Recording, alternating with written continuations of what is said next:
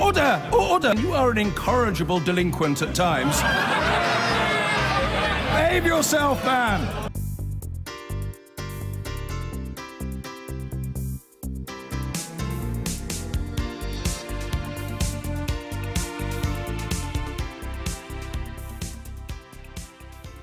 Hello there, you're watching The Press Preview, our first look at what's on the front pages as they arrive. Over the next half an hour, we're going to see what's making the headlines with the journalist and author Rachel Shabby and the Daily Telegraph leader writer Tim Stanley. I didn't say that in quite the right order. The Daily Telegraph's leader writer Tim Stanley. I didn't notice. I think my intonation was all wrong, but anyway, it was perfect the second time. As long as I've got Welcome to both of you, anyway. Thank you. Let's take a look, shall we, at the front pages. And the Observer reports on government plans for identity checks in next month's local elections, which a leaked letter from an equality watchdog says will risk disenfranchising ethnic minority voters. The Sunday Telegraph carries a warning to Facebook that the social network could be subject to strict new laws unless it does more to enforce age limits and to protect children from harmful content. And that story is also on the front of the Sunday Express. The Sunday Times leads with police handling of rape allegations against the MP Charlie Elphicke. Mr Elphicke's solicitor has denied the claim, saying at no time has any allegation of this nature been raised. He denies any wrongdoing. The Mail on Sunday concentrates on who might make Meghan Markle's wedding invitation list. Not us. No, none of us. I'm not saying. Oh! No, I won't. You never know. It may still be in the post. Rachel Shabby, Tim Stanley here with us tonight. The Facebook story has made the front pages of a couple of the newspapers. You've picked up the Sunday Telegraph to begin with, and this is pressure being put on the social media giant to protect children, to enforce age limits. So what exactly, who is proposing it and what is being proposed?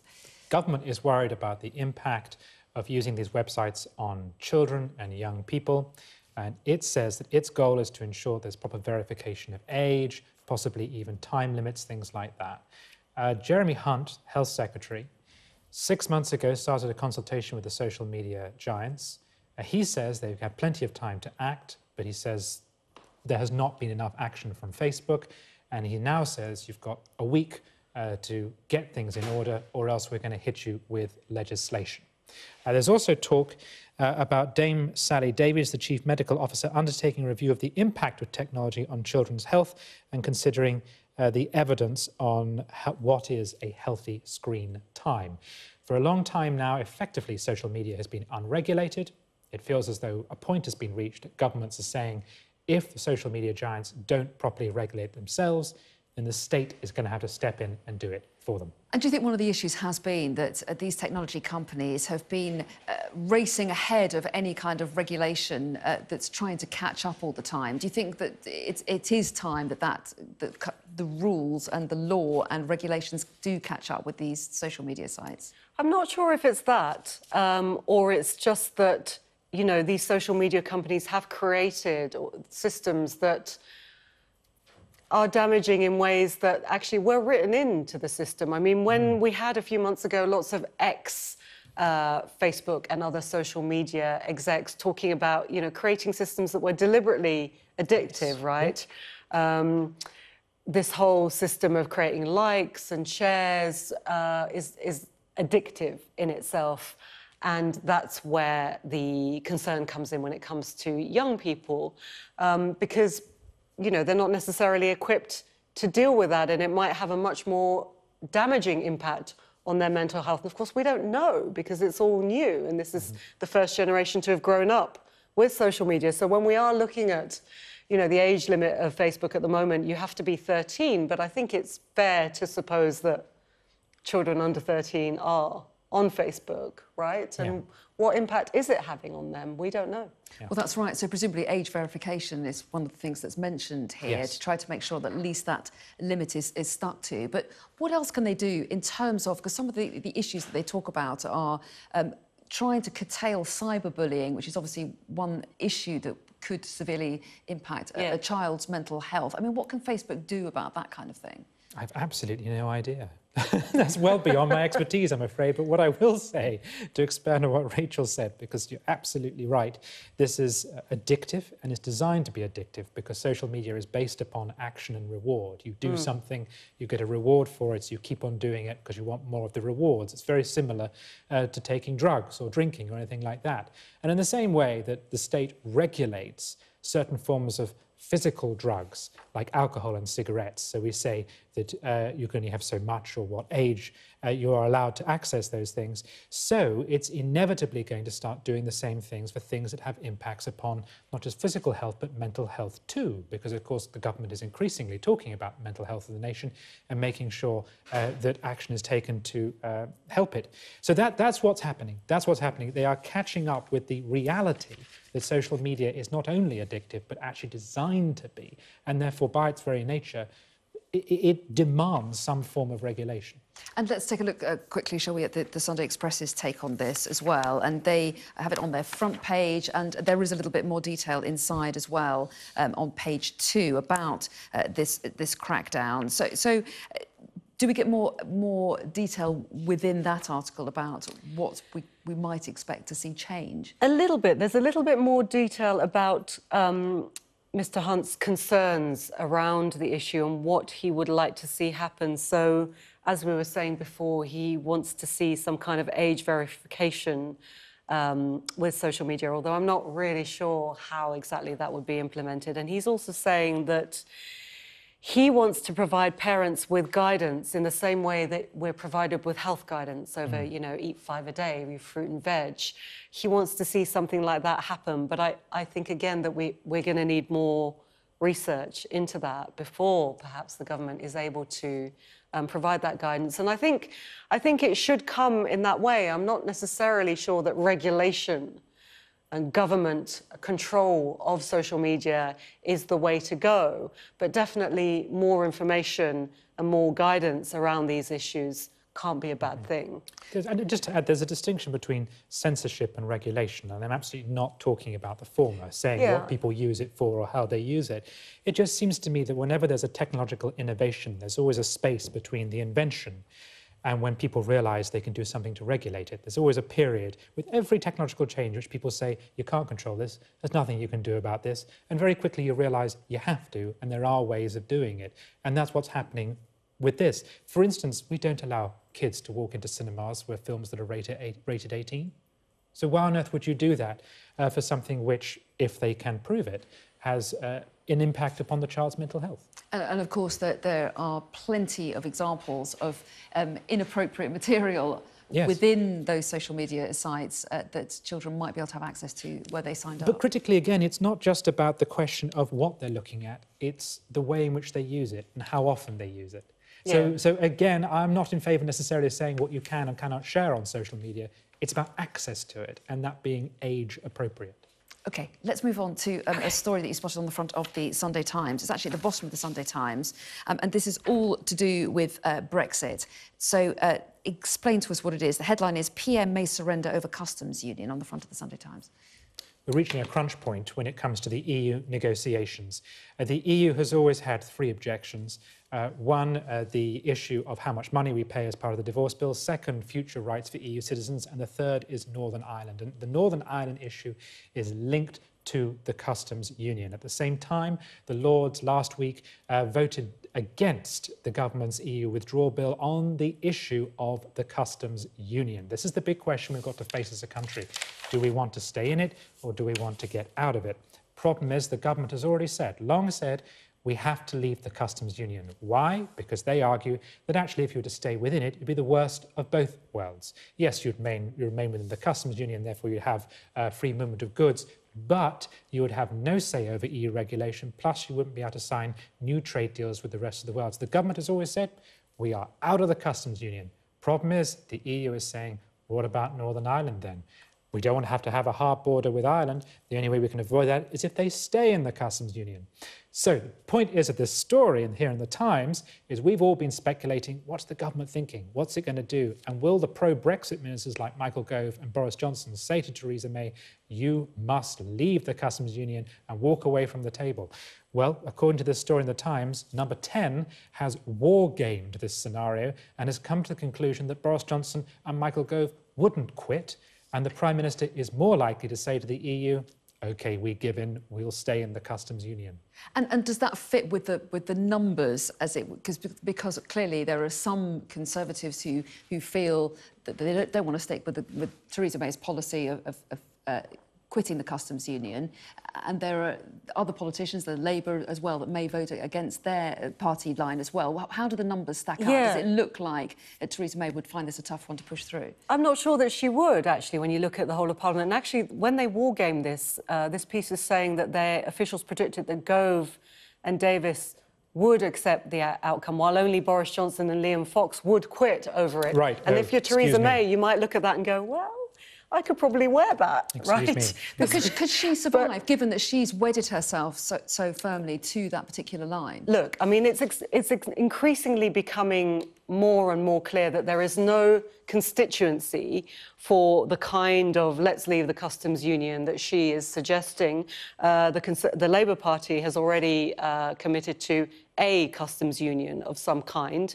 And as we are seeing, her intention to leave the customs union keeps hitting against the reality that is Northern Ireland and the EU commitment that there will not be a hard border there. And we saw this week the EU reject every single one of the UK's proposals around that because it did not deem them to be sufficiently secure of the frictionless border between Northern Ireland and Ireland that they are committed to. So we're seeing not only just the reality of it that's making us leave the customs union less and less likely, but also the parliamentary sort of mood is shifting towards some kind of customs union arrangement with the EU. Do you think that's right, or do you think that there are plenty of Brexiteers who still feel very strongly and feel that it can be worked through? Oh, absolutely. First of all, my apologies for saying that they thought Mr Johnson would not quit. I misread that. They say they think he would quit. The question is there a constituency for staying in a customs union? There is, but it's a very flimsy, short-termist and rather cynical one. Because if she announced we will stay within it, and people then looked at the devil in the detail, they would discover, as I said, that it offers the worst of both worlds, which is that you would remain within it, yeah, but you'd have no control over the regulations that are imposed on us, and we couldn't do new trade deals. And the whole point of Brexit was to repatriate those kind of powers and then trade with the rest of the world. So the short-term alliance that is pushing this idea of staying in the customs union is a mix of Labourites who want to kick the issue down the road, which is the Corbyn position, and Remainers who hope that what will happen is Britain will stay in the customs union, realise it's a bad deal, and come to the conclusion that we're better off just staying in the EU after all. So in other words, if there is a parliamentary coalition for staying in the customs union right now, it's a short-term one, it's a cynical one. And Theresa May understands that, and she must know that she'd be much better off simply walking away. I mean, I just think that if the Brexit that you think is the real Brexit and the desired Brexit that Leavers wanted keeps hitting against the wall of reality which says that it isn't possible, which is exactly what's happening with the Northern Ireland border, then, you know, something's got to give, hasn't it? It's not the wall of reality, it's the wall of the EU's raised objections. Kind of is the wall of reality. But we have borders within the EU which are open, like, for instance, around Switzerland and Norway, where they don't have any of these issues. The EU, in the past, has handled this kind of issue very easily, very well. They have realised, like the Remainers in Britain, that here's their chance, their last chance to scupper Brexit. I suspect this issue will crop up again. But for the time being, we're going to have to put it on pause. Welcome back. You're watching the Press Preview. With me tonight, Rachel Shabby and Tim Stanley. And we're going to return to the front of the Sunday Times because one of the stories on the front page there suggests that security chiefs are going to get increased powers over terrorism issues. Yeah, so this is leaked, which is a bit unfortunate for a security policy, isn't it? It's an insecure security policy. It's an insecure security policy. And it talks of a step change, that the police and MI5 will be given more powers and new powers. They are arguing that they need this because the security environment has changed since the last raft of security measures was rolled out in 2011. We don't really know what's coming up in detail. There is talk of longer prison sentences for people convicted of terror offences and also more monitoring of them when they are in prison, which sounds good. But then on the other hand, there's talk of more focus on communities where the threat from terrorism and radicalisation is highest, which for me sounds some alarm bells, because this has been an area that has been spectacularly mismanaged in the past with the PREVENT programme that the government rolled out that ended up just being surveillance for Muslim communities in Britain who's felt very fearful and intimidated by that policy. So it's always a balance, isn't it, between what security officials want, which is more power, and what we as a society say, which is, you know, we need to protect our freedoms and the things that make us function as a society. Yeah. I think it's significant that they said the level of threat has increased from 2011 when the last of these documents was produced, and also that they highlight far right-wing terrorism as well as other forms of terrorism too. But I agree entirely with Rachel. I can see problems with this because they do talk about focusing on those communities where radicalisation is most likely to happen. So that you worry about increased tensions there? Yeah. Yeah. OK, let's move on to the front page of The Observer. And they talk about what they describe as a new race row in the aftermath of the fallout from the Windrush scandal. What are they suggesting? This is all to do with the upcoming elections. They're suggesting that the government's trials, which say that some sort of ID must be shown before people can vote, is likely to end in discrimination against ethnic minorities, because ethnic minorities, either, as the Windrush story has shown, might be less likely to previously have got identity papers, or because large numbers of immigrants may lack those sorts of papers too. You could argue that, of course, it isn't just ethnic minorities who are likely to be affected by this. It's also feared that older voters will be in some way affected. Arguably, they're slightly misrepresenting the trials, which are far more light touch than this implies. And of course, I don't believe the trials involve photo ID at this stage. The government would also argue this is already done in Northern Ireland, and that this has been proven to be necessary because of electoral fraud that has allegedly taken place. But coming on the back of the Windrush story, this is problematic for the government. There's no disputing that, because it highlights that age-old tension between the Tory party and ethnic minority communities, just as it's about to be a massive poll in London. Indeed, and we only have about 30 seconds, Rachel, but is this something that concerns you? It's not just ethnic minorities, it's also working class people and lots of other people who don't have ID. They're mostly Labour voters, and there's 28 cases of voter fraud in the last election. It's minuscule. It does not justify identity checks for elections, which will disenfranchise people. OK. Very succinctly and beautifully done, meaning that we can end the paper review in good time. But Rachel and Tim, lovely to see you both. Thanks very much indeed for coming. Let's look at the papers here. Katie Perry and Layla Morano with me. Let's just whiz through the front pages a little bit. Interestingly, Windrush not making the news in the way that it was before. The Sunday Telegraph getting a story that's obviously been briefed by Number 10. Facebook given a week to protect children. Time's up for immoral web giants is the way the Sunday Express picks up that story. The Observer, who along with The Guardian has pushed the Windrush story, done a lot of the original investigative reporting on it, has a new angle on this. Tories in new race row over identity checks for elections.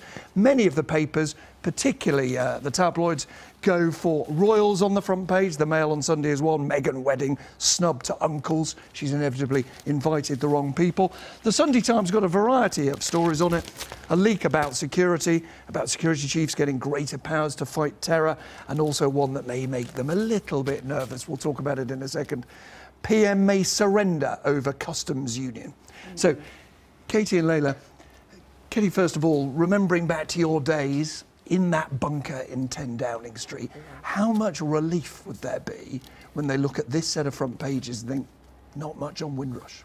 Huge relief. It's been a bad week for the government, there's no denying that. It's been a bad week, or a few weeks, for politics generally, I think, with the accusations of anti-Semitism within the Labour Party and obviously the Windrush scenario. at number 10. They'll be relieved this morning that it's not on the front page of the broadsheets. But if you were doing the job, would you think, no problem, it won't come back? No, not at all, because with every new case study, with every new situation, there'll be a new story, a new heartbreak, and that keeps on bringing it back into the forefront of the news. And Layla, those papers that really are passionate about this, the Observer in particular, have got plenty on it. They do. So we've got Andrew Worsley talking about why has no one resigned. And it's quite interesting. It comes back to what Katie was saying about the tit-for-tat politics. I think there was an opportunity here to hold people to account, but it became so at PMQs on Wednesday, Theresa May thought she'd skewered Corbyn by saying it was the Labour Party that had made the decision.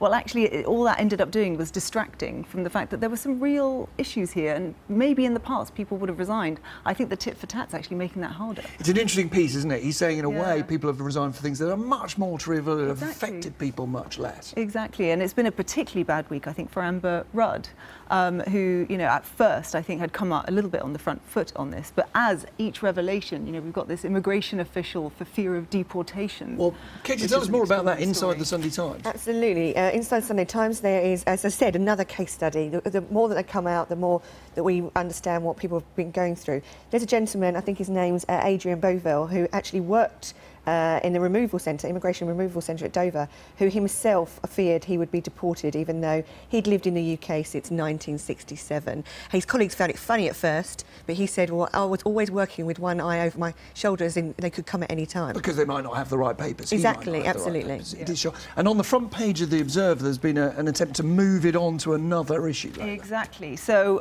what we've got is these trials of identity checks at elections that are coming in some parts of the UK. And the Observer's making the point that actually it is people who are less likely to vote Tory, actually, who are the ones who are probably going to be most effective.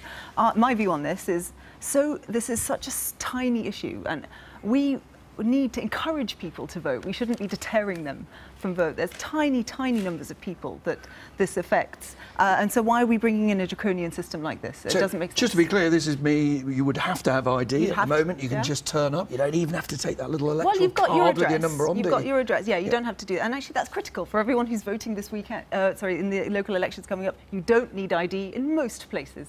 But we wouldn't even be talking about this story if it hadn't happened in some previous elections. And that's why the trial was taking place. I think what had happened? That fraud, electoral fraud had happened in various parts, certainly in London, and there was investigations in one or two London boroughs about what had happened. And I think this is a good idea to trial it, to see whether it works, whether or not people still come forward, whether or not it deters anyone from voting, and then we can look at the results of the trial. There is a problem, and that's why the Conservative Party's gone forward to try and solve it. But the bigger problem, surely, is that a lot of people, in fact, most people don't vote in local elections. I think that's a bigger problem for our democracy. So in the end, you would live with the odd allegation of fraud? The odd allegation, and it is tiny numbers compared to the huge numbers of people who don't bother to vote at all, and that's what we need to do, encourage them. Katie, just before we move on to another theme, how personally pained, Theresa May well, how personally pained will she be by this Windrush story? Because there are many of her critics saying it was her, not Amber Rudd. She's responsible. She talked about a hostile environment. She should take the blame. She will be personally pained because the track record actually is a mixed picture. She went forward with a racial audit at number 10 to make sure the first Prime Minister to ever look at public services and how people are trusted and what the treatment they get through public services in the UK, and a racial disparity report. So she was the one pushing this when we arrived at number 10 to say, hold on a minute, I don't think people are treated the same in this country, and therefore I want to uncover it. She also did some things at the Home Office about black people suffering from a mental illness within the criminal justice system. You nodded lately. You obviously think she is responsible. I think she's, I think pained. Is she pained that... Well, I'm sure she is moved by the stories, but equally we cannot forget her role in creating a lot of the environment that we see now in the Home Office. She was Home Secretary for an incredibly long time. She must take some responsibility for what's going on. Well, we're going to be talking about that in our interviews that are coming up. Let's move on to the story that looks to me, Katie, like on a quiet weekend. Somebody in number 10 thought, I tell you what the newspapers love. They love stories that attack the social media firms because they're our big competitors. I mean, that's true. I often thought that actually the announcement by Michael Gove earlier on this week about the bans on cotton wool buds and various other things, straws, was something picked off the shelf and wasn't in the grid at all. And this is another case. Doesn't mean to say it's not important. Now, Jeremy Hunt writes in the Sunday Times online to talk about the dangers of social media for young people. There's a front page splash on the Telegraph as well. and he's right to do so. I actually think we will go forward in the future and look back at this moment in time and think, how the hell did we allow this to go ahead without any kind of restrictions? What he's talking about, what the Culture Secretary say they're thinking about, Layla, is that there should be greater enforcement of age barriers. So if it says you shouldn't have a Facebook account by this age, I think from memory it's 12, 13, that should be enforced. Do you agree? Yeah, that's part of it. And actually, yes. I mean, if Facebook says you shouldn't be using it at a certain age, I think it's they need to make sure that happens. But broader than that is that link between social media and mental health. Now, I spent my life as a teacher. I'm not totally convinced that that's true. And actually, the evidence shows that a little bit of social media actually helps young people's mental health. And then there are some different cut-off points. So you'd be cautious about it? I'm just saying, is it a correlation or is it a causation? Let's look at the evidence. Now, the story that they never want on the front page in your old job back at number 10 is Europe. They love that not to be on the front pages if they can. But Katie, we've got more, haven't we? Both in the Mail and also on the front page of the Times as well. Well, we had a quiet period where it all kind of calmed down a bit and negotiations were ongoing in Brussels, and now it's looking to flare up. There are many votes that looks like we're going to lose, the Conservative Party are going to lose in the House of Lords, and the briefing has started again. When I was at number 10, people thought that they could get away with this kind of briefing and not have pink fingers pointed. There's a story in the Mail on Sunday. David Davis leads a cabinet revolt over May's EU stitch-up.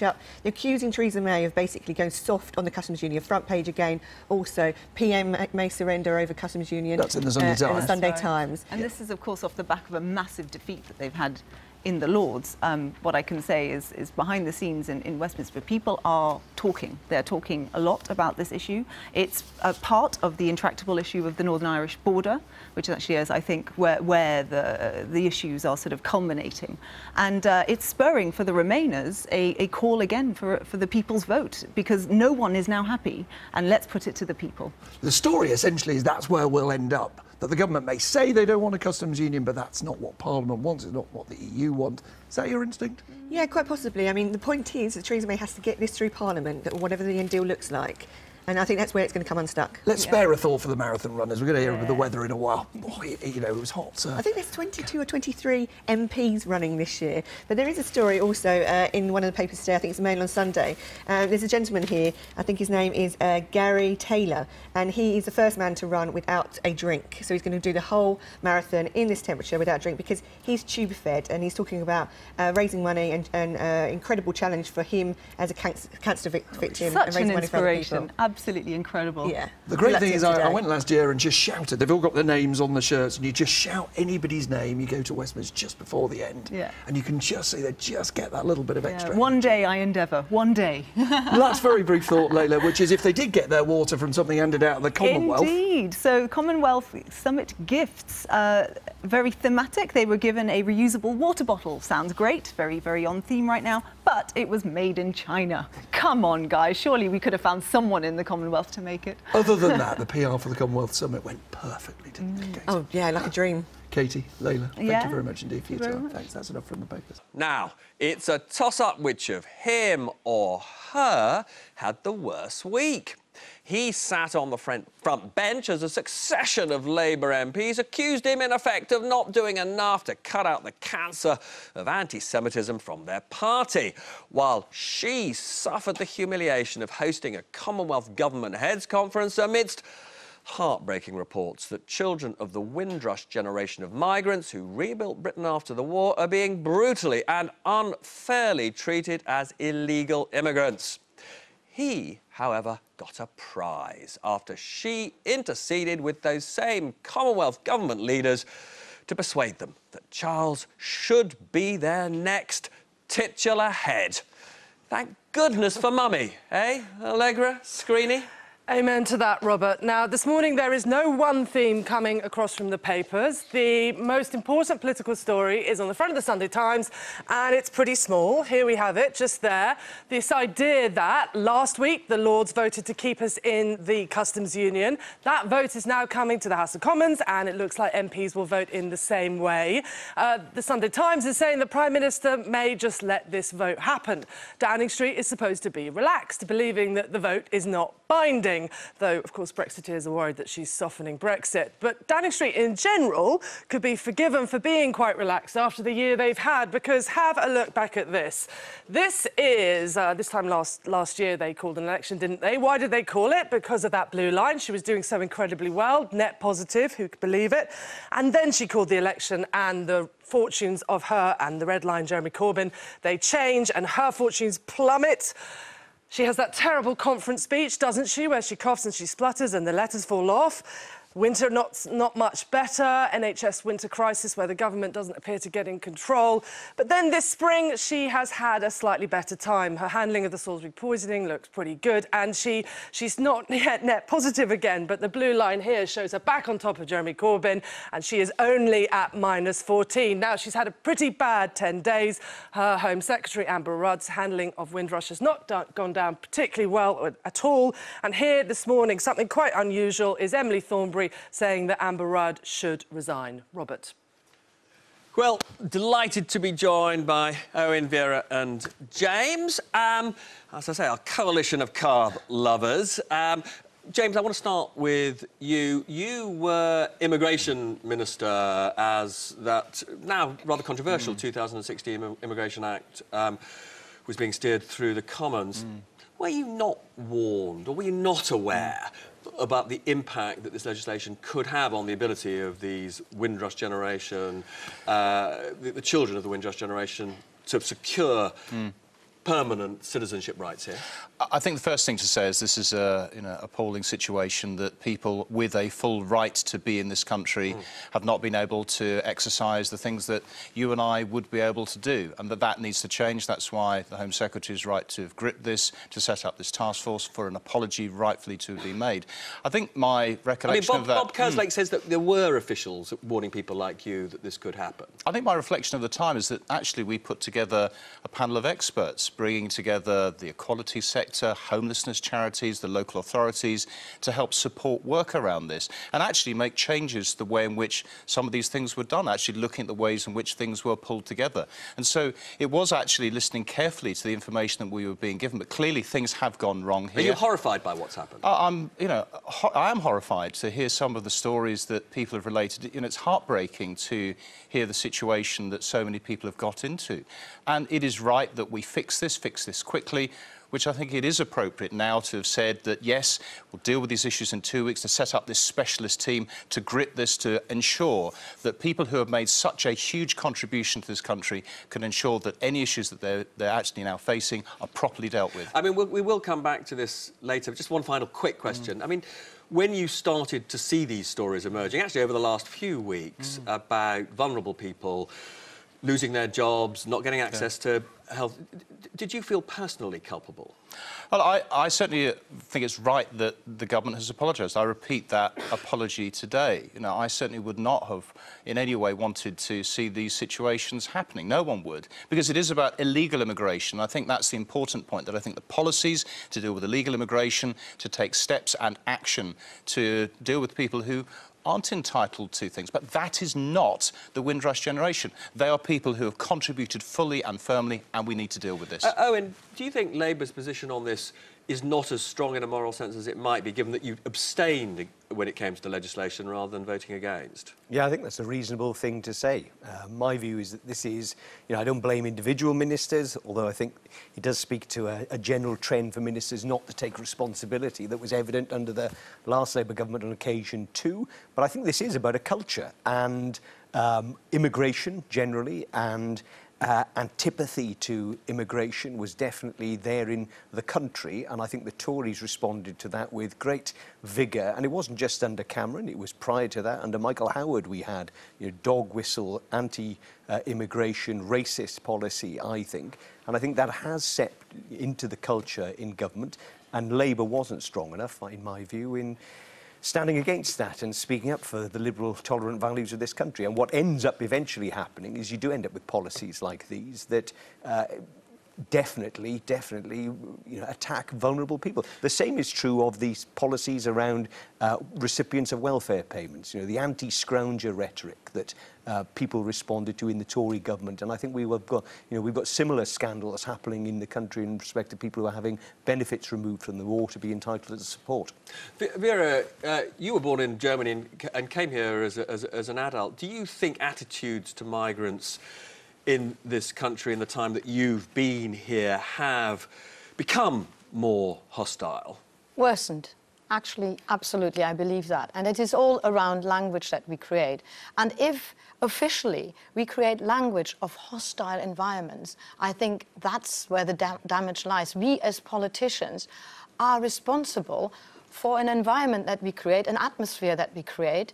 And it's no wonder that actually the divisions, the hatred, the targeting of minority groups is becoming worse and worse. And it's our responsibility. In recent weeks, those interminable Brexit talks have become, well, a little bit low-key, but they're back with a vengeance, aren't they, Allegra? They are, Robert. The invisible line that is the border between Northern Ireland and Ireland has tied Brexit negotiations in knots.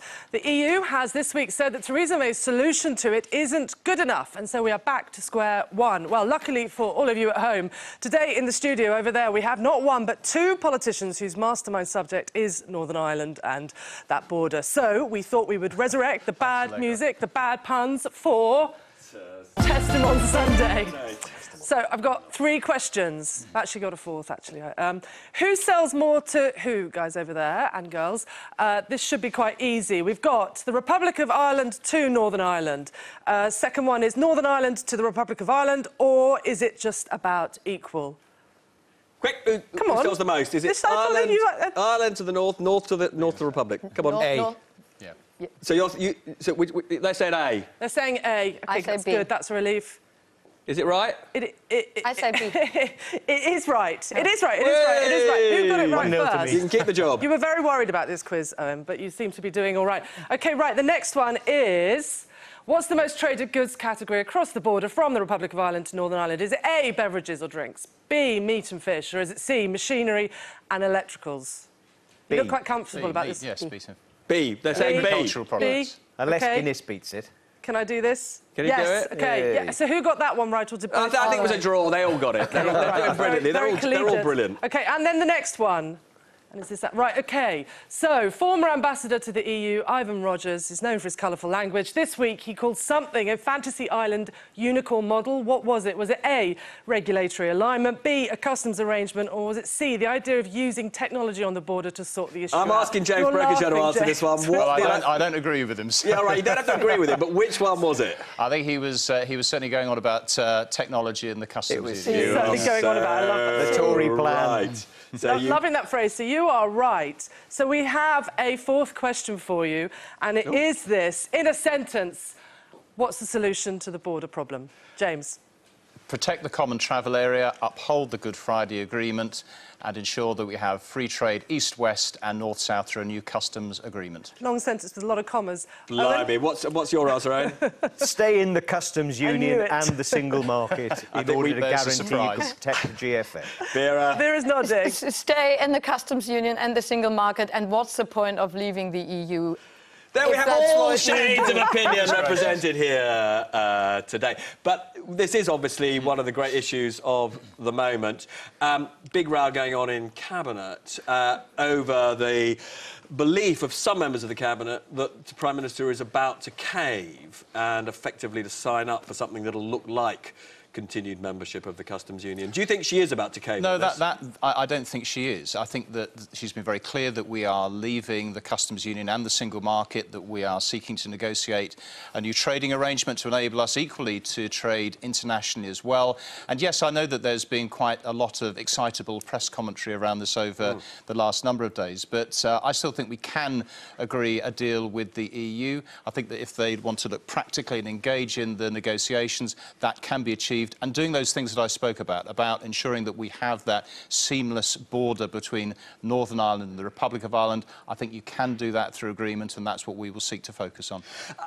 That said, although you may not agree with Ivan Rogers that a customs union is broadly the only way we keep the border open, he is reflecting the official view of the Barnier team. How is she going to persuade those on the other side of the channel that they don't believe in the technological solution? Well, technology is actually about how you make your customs declarations. So a lot of people are focused on cameras, but actually it's about how you deal with that, how you ensure that, for example, on certain areas, on agriculture, that, yes, there is equivalent regulation.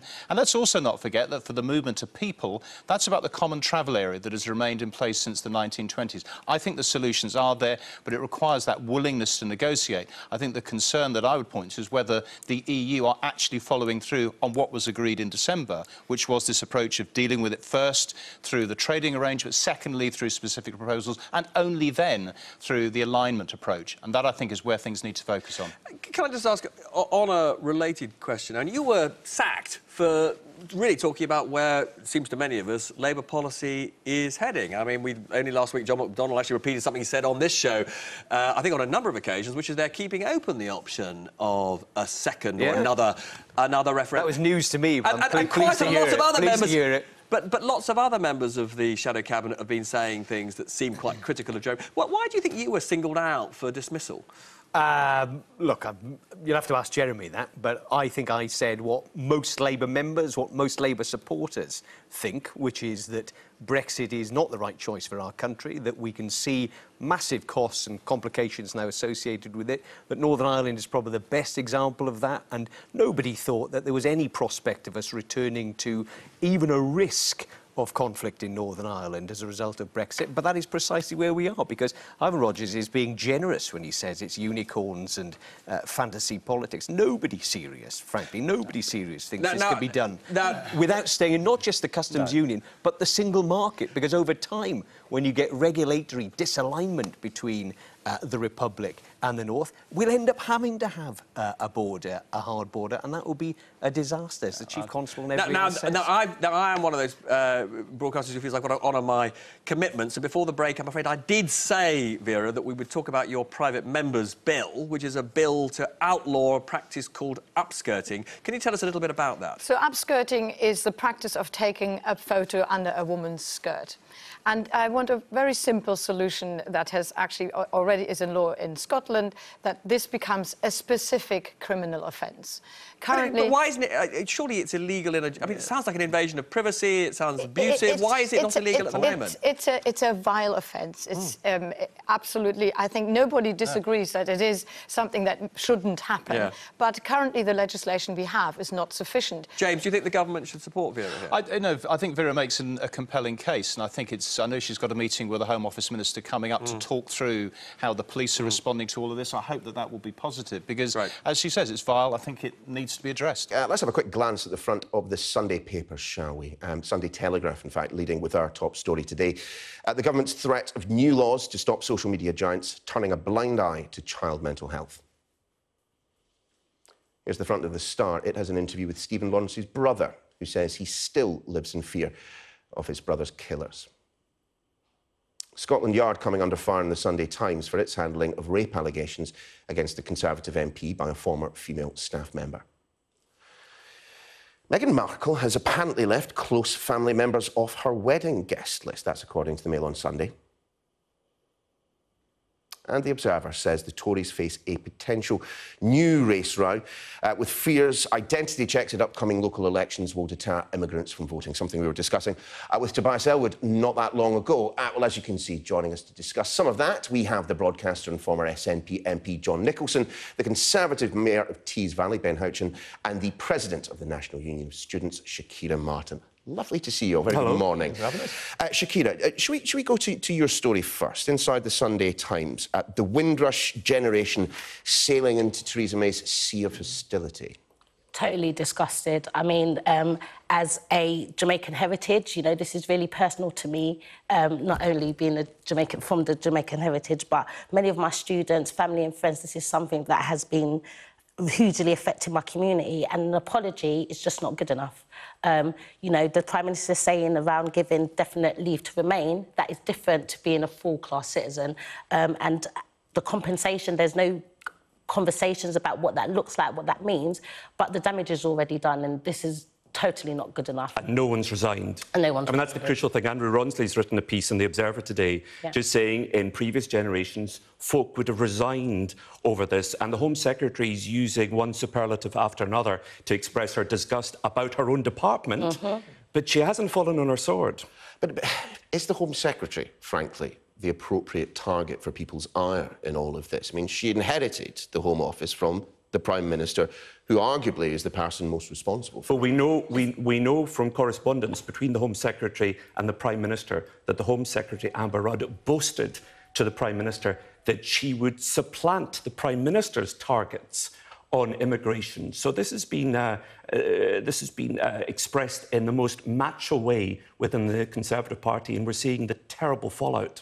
I think we've also got to be careful not to too much conflate the immigration issue with this, what is a terrible set of individual circumstances. You had a community here that were invited in with open arms. They were welcomed into Britain to help us rebuild it. We have generations of people that have come from that should be supported. They are British citizens. They just don't have the documentation to prove it. That's the problem. And the issue that the government have is that they have to go through a process where they are allowing people to understand whether they are here legally or not. Now, there has to be some give, because there are plenty of people here who fall into this trap that clearly are British citizens, and the Prime Minister did the right thing in apologising for that. But this goes back, you know, Alan Johnson himself admitted that it was signed off in the Home Office for him in 2009, and there is a clear cross-party consensus that something needs to be done about this specifically. I think there is a separate discussion to have about immigration, because just because we support the Windrush communities and generation doesn't mean that we can't have a strong and robust immigration policy. Well, I'm strongly in favour of immigration. The country needs immigration, and I think too often the assumption is that we should think of ways of stopping immigrants. We should be thinking of ways to encourage people, because our National Health Service would crumble without immigration. So I think the whole tone of the conversation is entirely wrong, and I think this is the unfortunate fallout of quite repulsive discussion that has been had amongst both the two major political parties over immigration for far too long, both competing to be extreme. Just a very brief final point from you, Shakira, given that this was your story. I mean, isn't part of the problem that for decades politicians were fearful of talking about immigration, that they felt that to even discuss immigration was to invite accusations of racism? At the end of the day, Britain was built on immigration. My grandparents came here and worked hard here. We say that we're a country that's welcoming to all, that's bigger than our own backyard. This is evident that, you know, there is still some concerns around immigration. I'm quite emotional when this story happens, because I look at these people and these are part of my heritage and my family and my upbringing. The government needs to do more, and they need to be held accountable. It's evident that Theresa May, as Home Secretary, this was under her remit, and Rudd needs to be held accountable also. John, story on page 6 of The Observer you've picked out. The Japanese ambassador to the UK with a pretty stern warning. Yeah, well, this is the ambassador, the Japanese ambassador, giving an interview. And, of course, it's quite extraordinary, both because he's an ambassador and he's the Japanese ambassador, famous for their discretion. He thought that he was headed for a nice, quiet posting in the UK. And, of course, that was before Brexit. But he comes out and he's really quite blunt. He says that things cannot continue in the way that they are at the moment, with the level of uncertainty. He points out that Japanese investment is drying up. It's an important market for the UK, because 40% of total Japanese investment destined for the EU goes to the UK. And he just says there's too much uncertainty. And he also very that's not necessarily the United Kingdom's fault, is it? Of course it is. Well, it's the UK and the EU's fault. Except we all know where the incompetence comes. The incompetence comes from the absolutely chaotic Brexiteer ministers who can't handle these negotiations, made a whole range of false promises that they're not delivering on. But he says the EU is a very exceptional single market. I don't think the single market could be substituted by something and be better or even the same. It's a clear message for the Brexiteers: stay in the single market if you want to keep the jobs and investment. Well, it's also quite contradictory, the interview itself, because he talks about the lack of investment in Nissan, for instance. And we saw only a few months ago Nissan saying they're going from 400,000 cars a year up to 650,000 cars a year. And we've just seen, actually, in the article itself, it talks about how a Japanese company have just bought a software design company for £24.3 billion. So I find in my area that we're getting a lot of Japanese investment. I don't think we can ignore the fact that business uncertainty in general, we need to make sure that we get rid of the uncertainty. But Japanese businesses are still investing. But how are you going to get rid of the uncertainty?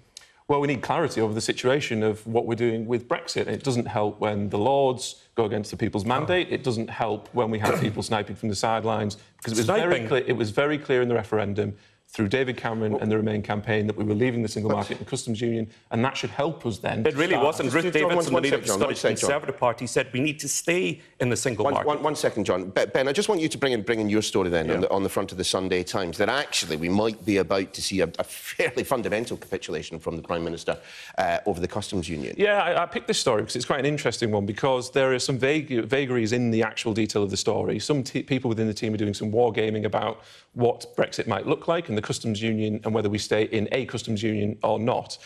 What's very clear is the Prime Minister has said from day one that we're leaving the single market and the customs union. I don't see any capitulation on that piece from the government. What's interesting is there are some Tory MPs that are named in the story, that there are 10 MPs who could be expected to vote against this in the Commons. Now, we've seen what the Lords have done, which I think is a dangerous thing. And I think if the Tory MPs do this, there is a suggestion from some Tory MPs that this could in effect be a confidence vote for the government, which will concentrate everybody's mind when the customs bill comes back, probably in May. Shakira, every week the front pages, the inside pages of the Sunday papers are awash with mentions of the single market, the customs union. Do you think people actually understand what we're talking about? Not really. I mean, there are people that do understand and there are people that don't understand. I think for me, it's about students having the right to live, work and travel freely. I think it's really important for us to trade within the single market. My concern is about getting the best deal for students out of this Brexit negotiation.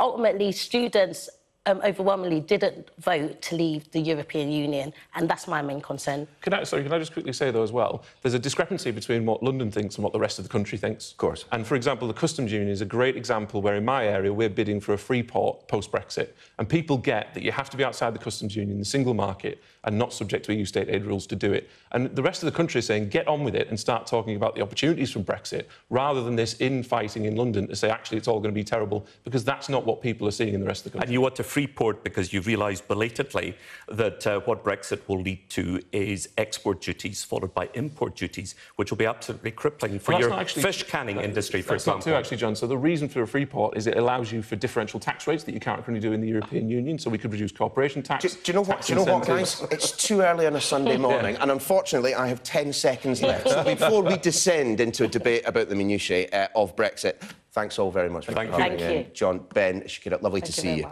Now, this week should have been the moment Britain gave a glimpse of what life would be like in a post-Brexit world. The biggest Commonwealth summit in decades was supposed to be a chance to reinvigorate friendships and trade links beyond the EU. But it didn't exactly turn out that way. These were the images we were supposed to see this week.